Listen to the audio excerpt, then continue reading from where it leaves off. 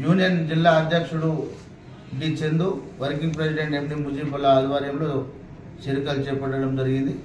దీనికి A2C కండవలు కట్టి సాధారణంగా ఆహ్వానించడం జరుగుతుంది. రానున్న రోజులలో కూడా ఇలా పెరుగుతున్నటువంటి నిత్యావసర సరుకులకు అనుగుణంగా దాదాపుగా సమాన పనికి సమాన వేతనం 26,000 నుండి 32,000 వేతనం ఇవ్వాలని చెప్పేసి ఇప్పటికే పోరాటాలు చేయడం జరుగుతుంది. ఇలా మినిమం వేజెస్ కమిటీలో కూడా మా యూనియన్ రాష్ట్ర అధ్యక్షుడు ఎండి యూసుఫ్ గారు కూడా ఉన్నారు.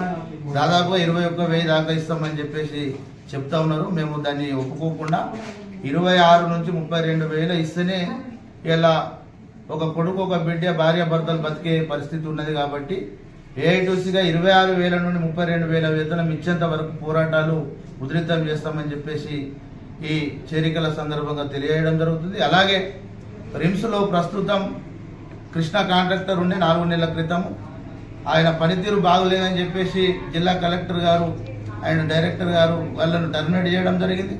4 నెలలు అవుతా ఉన్న ఇంకొక కొత్త ఏజెన్సీని పిలవలేరు. ఇప్పటి వరకు కార్మికులకు వేతన ఇబ్బందులు జరుగుతూ ఉన్నాయి. 4 నెలల PF కూడా పెండింగ్లో ఉన్నది.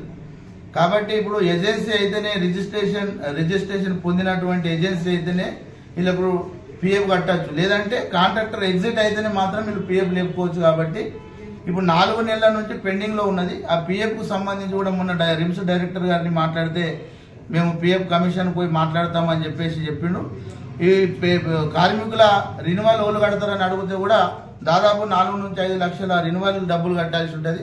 అది మళ్ళీ కార్మికులకు ఇబ్బంది అవుతుందంటే కూడా అది మేమే కడతామని చెప్పిండు. కాబట్టి 4-5 రోజులలో కార్మికులు ఎదుర్కొంటున్నటువంటి సమస్యలు, యూనిఫామ్స్ కానీ ఇతరత్ర సామాన్లు ఏవైతే ఉండాలో అవి ఇవ్వాల్సి ఉన్నది. అలాగే మిగతా PF 4 నెలల పెండింగ్ ఏదైతే ఉన్నదో ఈ 4-5 రోజులలో అది చెల్లించకపోతే A2C ఆధ్వర్యంలో పెద్ద ఎత్తున ఆందోళన కార్యక్రమాలు చేపట్టడం జరుగుతుందని చెప్పేసి రిమ్స్ డైరెక్టర్ గారికి, జిల్లా కలెక్టర్ గారికి విజ్ఞప్తి చేస్తా ఉన్నాం.